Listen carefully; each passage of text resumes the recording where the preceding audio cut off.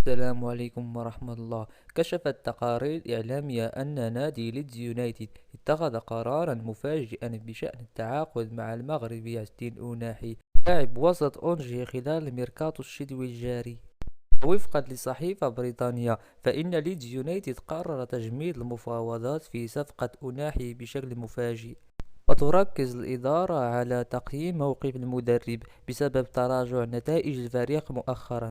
ودعا عدد من المشجعين لإقالة المدرب من منصبه بعد هزيمة الفريق يوم الجمعة الماضي أمام أستون فيلا. للتذكير، إن اللاعب المغربي يتواجد أيضا ضمن قائمة اهتمامات ليستر سيتي ونابولي خلال الميركاتو الشتوي الجاري. أعلنت الجامعة الملكية المغربية لكرة القدم عن موعد سحب قرعة الدور الثالث لكأس العرش.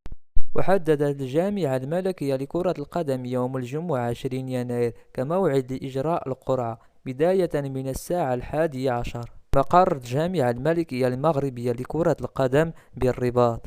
في الختام نصلي ونسلم على سيدنا محمد. اللهم صل على سيدنا محمد. في أمان الله ومع السلامة.